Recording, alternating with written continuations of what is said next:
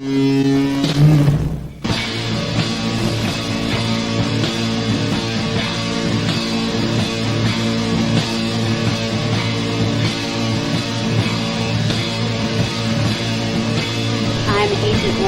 the NSA. We have identified some very, very interesting anomalous type of aircraft. Traffic is quite luminous and is exhibiting some non-ballistic motion, over. Move very rapidly at any speed or whether any direction it wanted to go. Flag could change and go to the right or the left or go crossways without hesitating a bit. What do you think it was? Well, if they call it a flying saucer, that's what it is.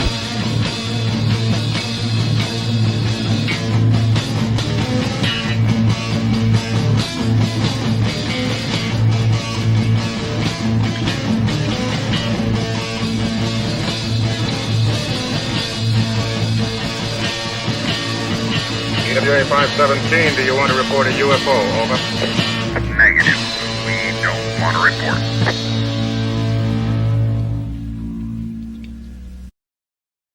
Look, it wasn't my worst Wednesday night.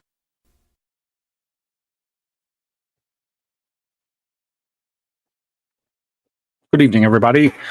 This is Smiles Lewis, and you are tuned in to another edition of the show for the 501c3 nonprofit Scientific Anomaly Institute, aka the Anomaly Archives. I'm your host, Smiles Lewis. It is Anomaly Now, straight out of Austin, Texas.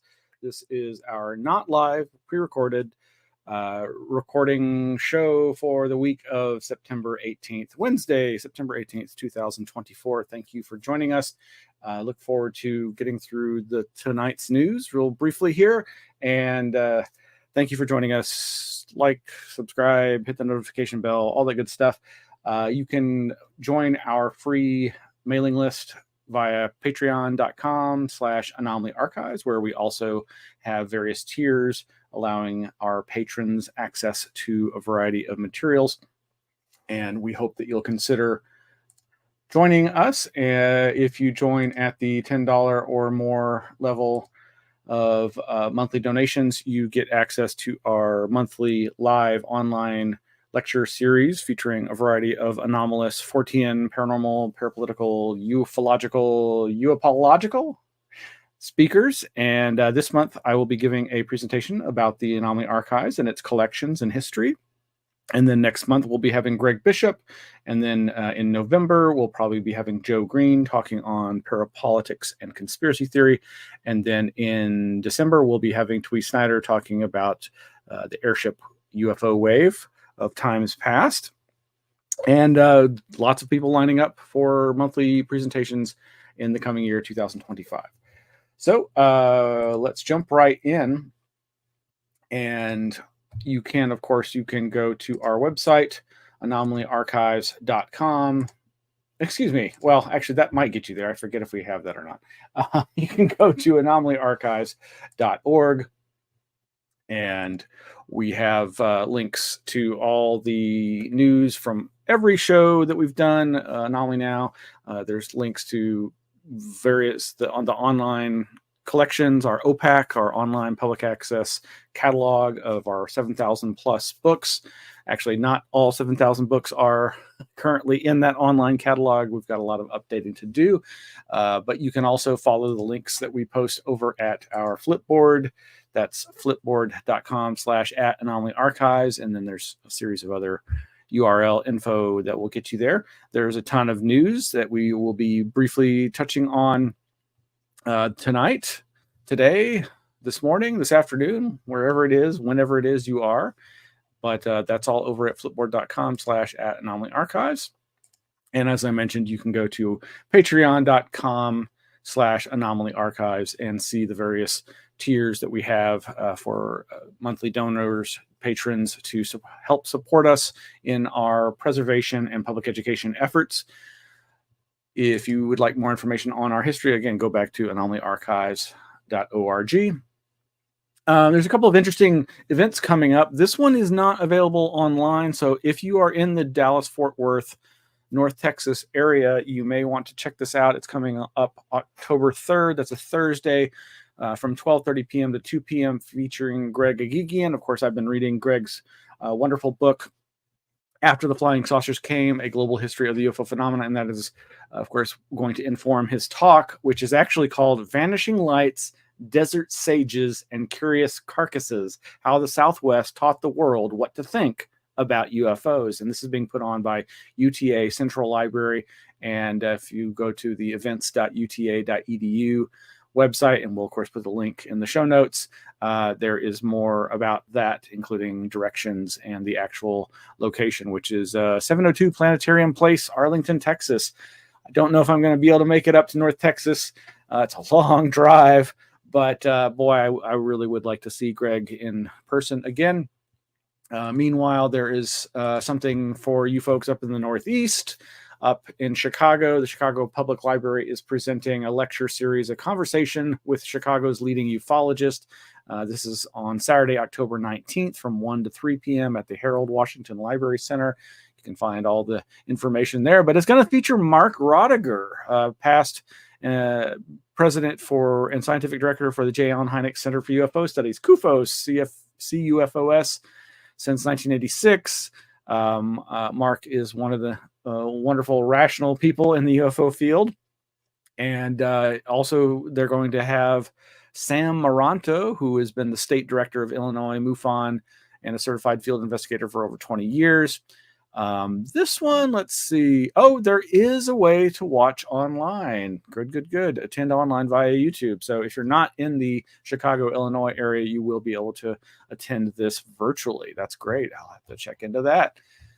And moving right along, over at sentinelnews.substack.com, somebody has translated a French newsletter with some interesting UFO, UAP related information into English from the French. This article was originally published in the French Aeronautics and Astronautics Association's newsletter and is reprinted here with authorization, all rights reserved.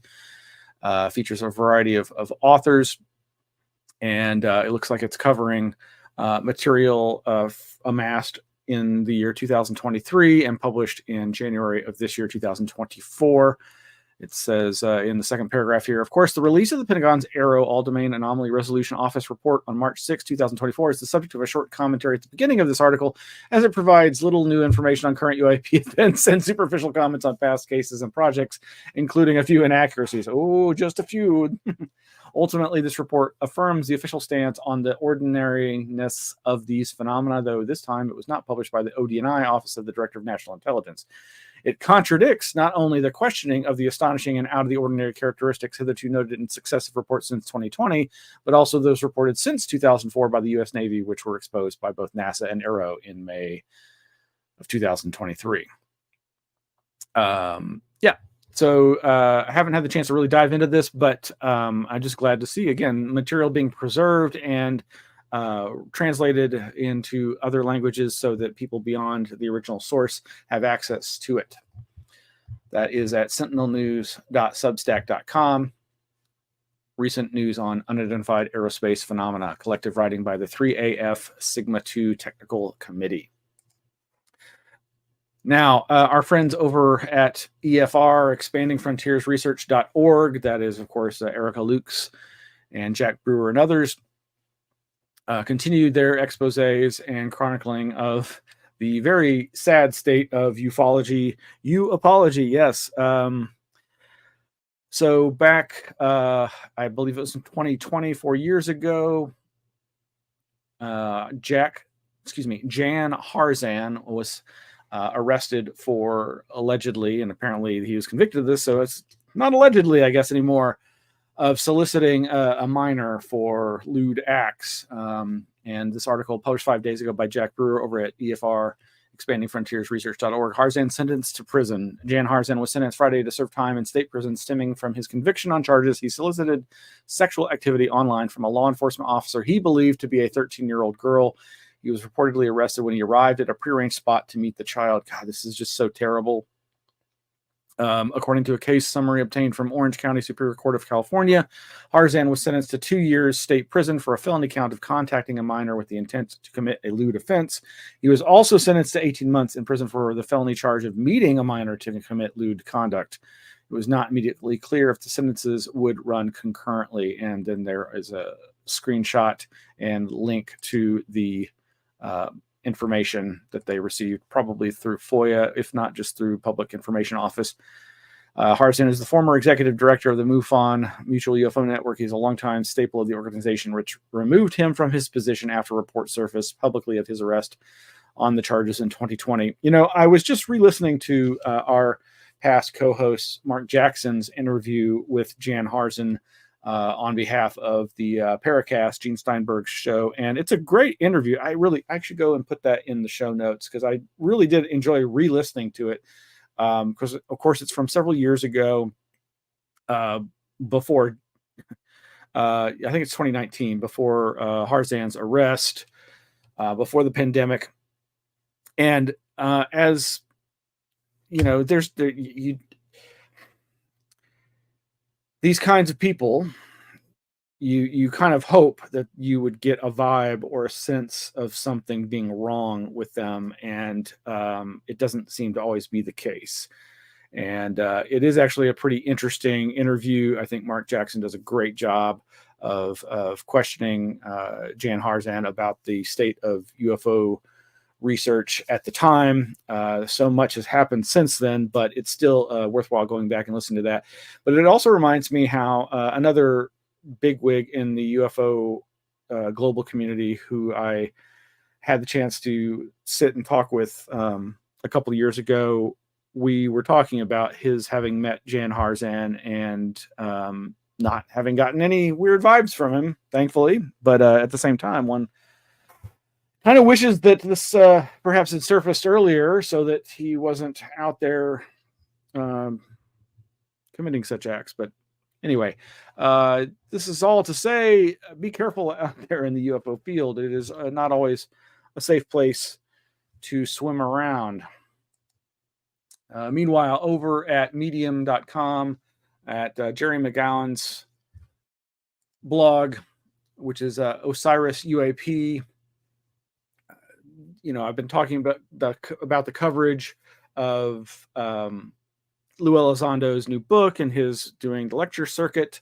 And Jeremy McGowan is somebody who appeared alongside him, and I think went on some road trips with Lou Elizondo, and as we've covered in the past, published some critical reviews, critiques of Lou, and expressed concerns about the nature of the media machine behind him.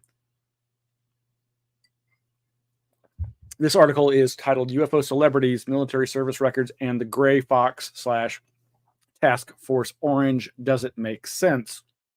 Now, again, I have not read the book put out by Lou Elizondo. I've been mostly reading other people's critiques of it. And apparently McGowan did the basic research of trying to get some service records for Lou Elizondo to see, does his claimed service make sense? And I will let you take a gander, but I'd say he's without being overly critical, just suspicious. He's exercising suspicion that, from judging by what's publicly available on Lou Elizondo's military history, it just doesn't seem to match some of the claims being made about his activities in the military. Of course, as I was just reminded on another show I was listening to, it's important to remember that maybe not everything would be documented in these government records, because apparently a lot of Lou's activities were on the part of third-party military contractors and not the DoD per se. And in fact, I'm really kind of starting to wonder if that's also part of what psychological warfare Public Information Officer Sue Goff is referencing by saying he didn't do what he claims to do as part of the government, but was it part of this third-party contracted effort. Now, of course, it was it's billionaire Bob Bigelow's various organizations that got those contracts. Those are not kind of what I would call military subcontractors or contractors, but it is certainly true that Bob Bigelow's businesses do interface with, as far as I understand, DoD and the military for government military contracts. But and since so much of the OSAP, quote unquote, ATIP programs were operated through Bigelow's organizations, one has to wonder. But yeah, this is over at medium.com/@OsirisUAP, Jeremy McGowan's blog, and you can take a gander there. But yeah, basically he's expressing his suspicions that something's not adding up here. And I don't know. I'm not really sure what to make of this. Another article from a couple months back by McGowan is also very interesting. If you have an interest in psychic remote viewing and the claims of scientific approaches, parapsychological approaches, and military applications of human psychic ability, this clairvoyance-like, ESP-like anomalous cognition phenomena that is commonly referred to as RFE, remote viewing. This is a very different take on that, and I certainly he's exercising extreme suspicion and debunking, in so much as he does not seem to believe that there's any human psychic ability, and that it's all a charade on the part of the military-industrial complex as part of an intelligence operation against the Russians. The title is Project Stargate, Unveiling the Hidden Agenda Behind the Facade.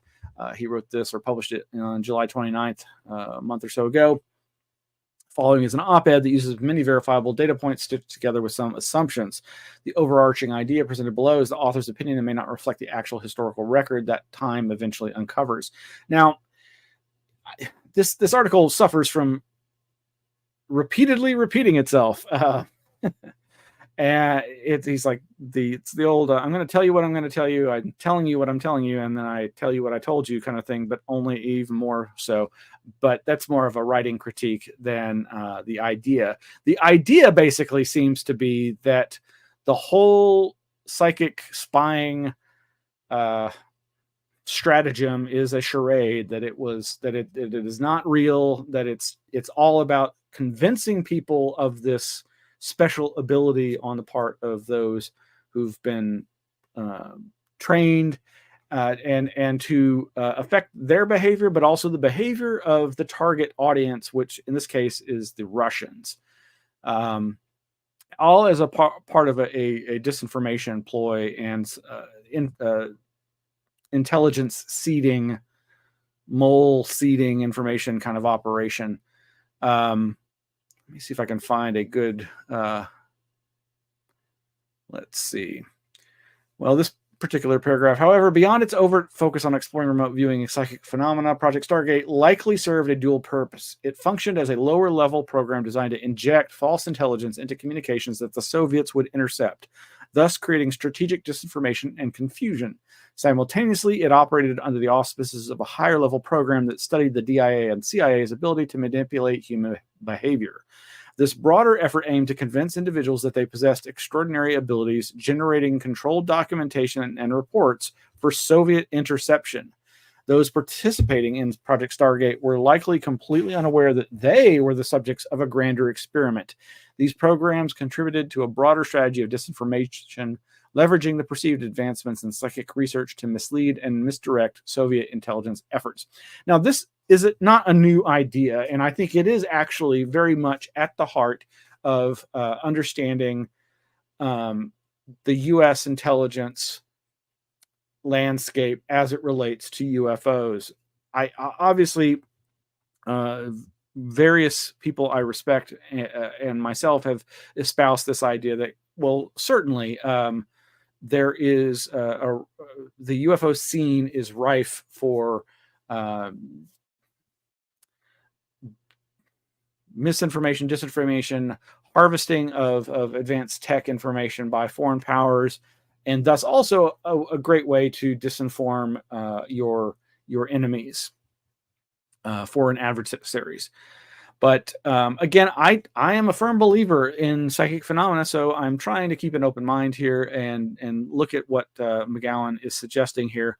But he basically is just straight up like, I don't believe any of this. This is just, it's all a disinformation campaign against the Soviet Union. And maybe it was. I just have a hard time believing that, because I really do believe in psychic phenomena just from the wealth of parapsychological research, my own personal experiences, and the wealth of data, anecdotal though it may be in a lot of cases. There is a lot of good hard science, in my estimation, for the reality of human psychic ability.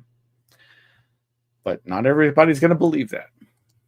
Now, on the subject of psychic phenomena, there's some great videos that I'm going to recommend. I love Dean Radin. I think he is a phenomenal parapsychological researcher. Of course, then there are plenty of detractors who say he is completely wrong on psychic UFO, or excuse me, psychic and parapsychological phenomena.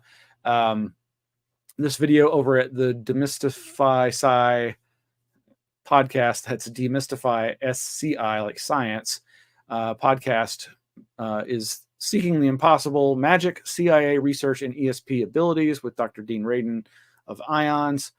He's an investigator of parapsychological phenomena whose career spanned Bell Labs, Stanford Research Institute, etc. Also, we've mentioned several interviews by Jesse Michaels, the American Alchemist podcast, and he's got an interview with Rupert Sheldrake. I am a huge fan of Rupert Sheldrake's, and I have not had the chance to watch this past the opening, but considering how good these interviews with Jesse Michaels tend to be, and how much I highly think of Rupert Sheldrake, I can't wait to watch this. It's titled Meet the Scientist, banned by TED Talks. Yeah, some of you might remember that Rupert Sheldrake gave a TED Talk that some hardcore scientist debunkers petitioned, or however that works, but got it banned from TED Talks. But you can still find it out there. Okay, I'm chewing on ice, sorry. And of course, I can't help but watch the interviews with Lou Elizondo.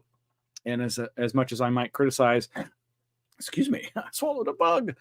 As much as I might criticize the Good Trouble show with Matt Ford, I did watch his recent interview with Lou Elizondo, or at least parts of it. It's all right. Again, I really don't feel like there's anything new coming out of Lou, so I'm sorry, Lou, but I just don't see that much information coming out, and I just have more and more doubts. On the other hand, I would recommend people watch interviews with Christopher Mellon. Oh, I don't have it here, but the SCU, the Society for Scientific Coalition for UAP Studies, is that right? SCU. Anyway, they have a new podcast, which I've mentioned before, called The Anomalous Review. Very much recommend that, especially their interview with Christopher Mellon. All their interviews so far are great, but the one with Christopher Mellon is very good. And this one with Matt Ford at the Good Trouble show, Dramatic Demand, Congress Called to Action by Pentagon, with Christopher Mellon, is pretty good. Perhaps more interesting is this one, UFO UAP Disclosure, October 18th, Your Right to Know with Daniel Sheehan. This one's put out by Jeffrey Mishlov's New Thinking Aloud.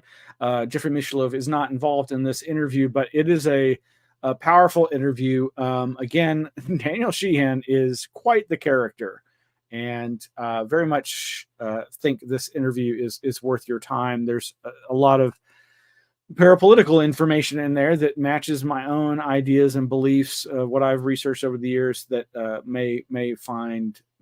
you might find interesting. But that one's over at the New Thinking Aloud channel of Jeffrey Mishlov with Danny Sheehan. Moving right along.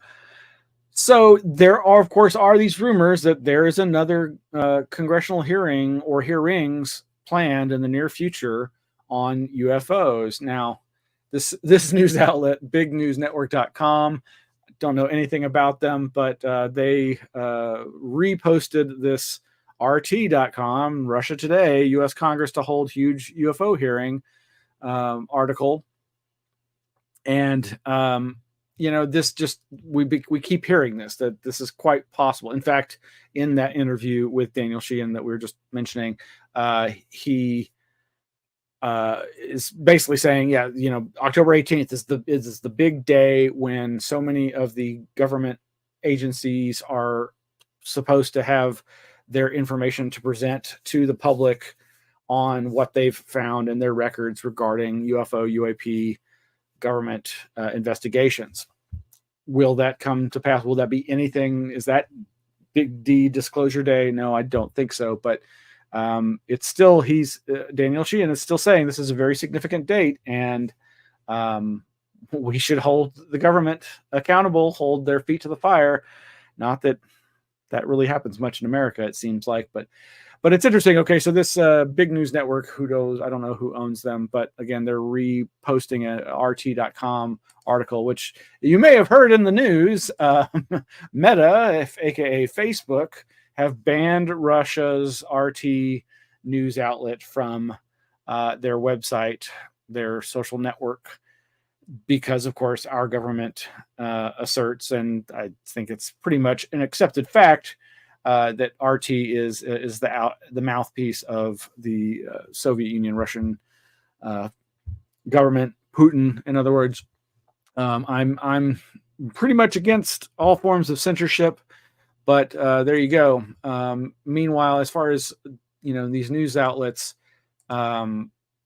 New York Post has also reported on this idea of a UFO congressional hearings coming about again. That's nypost.com. Truth is out there. Congress to get update on UFOs from Pentagon as Gillibrand presses for data. Weird but true.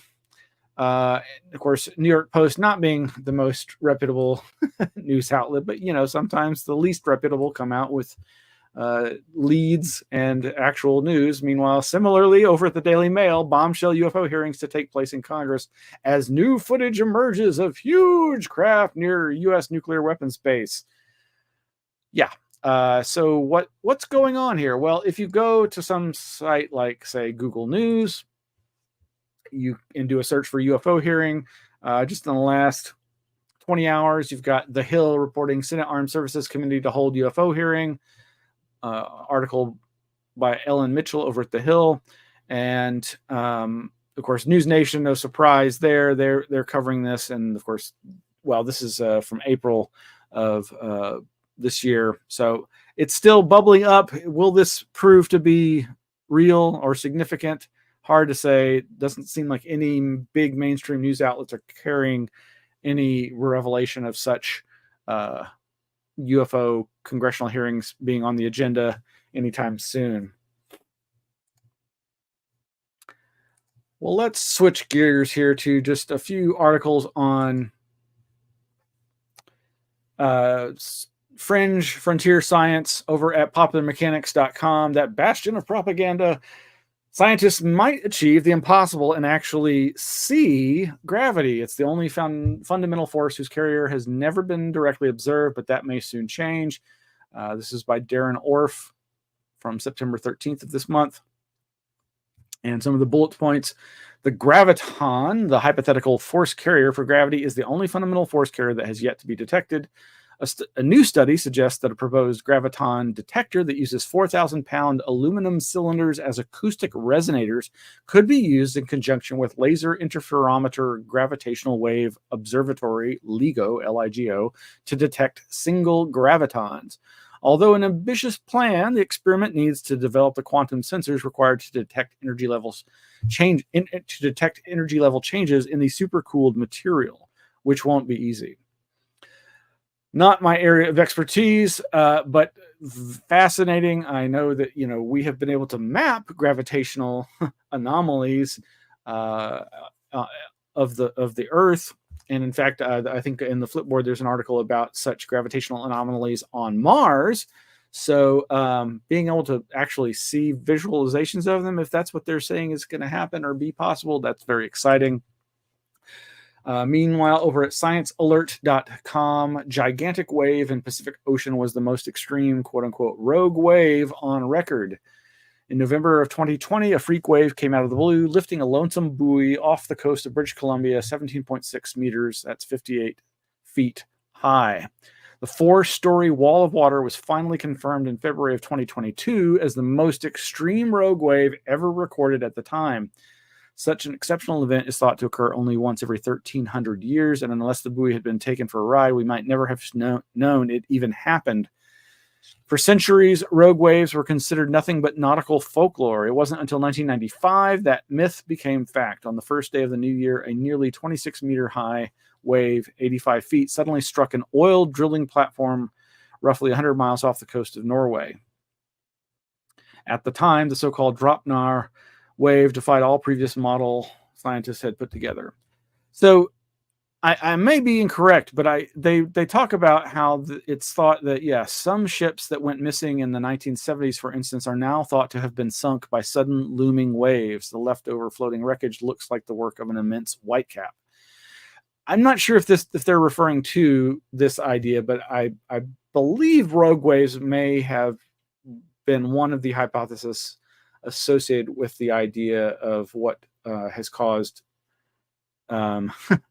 boats to disappear in the Bermuda Triangle, though I think there's also this idea of, I think, methane bubbles or some other kind of bubble. But would that also affect aircraft? Not the rogue waves, I don't think. You'd have to be flying pretty low, I guess, but the boats possibly. I'm not sure if that's what they're referring to about boats from the 1970s, but that's immediately what came to mind. And let's see, we've got a series of articles linked in the Flipboard about this interesting case. I think it was Victor. I think Victor turned me on to this over at theconversation.com. The skyscraper-sized tsunami that vibrated through the entire planet and no one saw. So I remember some news blips about this, but it's interesting to see how a cavalcade of various scientists all working together were able to figure out this mystery. The article says over at theconversation.com, earthquake scientists detected an unusual signal on monitoring stations used to detect seismic activity during September 2023. We saw it on sensors everywhere from the Arctic to Antarctica. We were baffled. The signal was unlike any previously recorded. Instead of the frequency-rich rumble typical of earthquakes, this was a monotonous hum containing only a single vibration frequency. Even more puzzling was that the signal kept going for 9 days. Initially classified as a USO, an unidentified seismic object, the source of the signal was eventually traced back to a massive landslide in Greenland's remote Dixon Fjord. A staggering volume of rock and ice, enough to fill 10,000 Olympic-sized swimming pools, plunged into the fjord, triggering a 200-meter-high mega tsunami and a phenomenon known as a seach, a wave in the icy fjord that continued to slosh back and forth some 10,000 times over 9 days. To put the tsunami in context, that 200-meter wave was double the height of the tower that houses Big Ben in London and many times higher than anything recorded after massive undersea earthquakes in Indonesia in 2004 or Japan in 2011. It was perhaps the tallest wave anywhere on Earth since 1980. And there's a graphic here that shows what amount of land broke off or landslide initiated this tsunami. The article continues by saying, our discovery, now published in the journal Science, relied on collaboration with 66 other scientists from 40 institutions across 15 countries. Woo! Much like an air crash investigation, solving this mystery required putting many diverse pieces of evidence together, from a treasure trove of seismic data to satellite imagery in fjord water level monitors and detailed simulations of how the tsunami wave evolved. There's a lot more to this article, and we also have links to the actual science.org paper. A rock slide generated tsunami in a Greenland fjord rang Earth for 9 days, over at science.org. And then lastly, over at sciencealert.com, this is wild stuff. These creatures occupy, quote unquote, third state beyond life and death, scientists say. life and death are traditionally viewed as opposites, but the emergence of new multicellular life forms from the cells of a dead organism introduces a, quote, third state that lies beyond the traditional boundaries of life and death. Usually, scientists consider death to be the irreversible halt of functioning of an organism as a whole. However, practices such as organ donation highlight how organs, tissues, and cells can continue to function even after an organism's demise. So, I had seen another article about this, and I just didn't get around to reading it. And it's really outside my range of knowledge, but sounds intriguing, don't you think? Well, that is going to be it for today's show. Thank you for joining us. I really appreciate you tuning in or listening to the rebroadcast or subscribing to the podcast. Again, hit the like, a thumbs up for the show. Please hit the notification bell, subscribe to the YouTube feed. All those things are very helpful, and we really appreciate it. And, well, I guess that'll be it. So good night, good day, good morning. Hallelujah.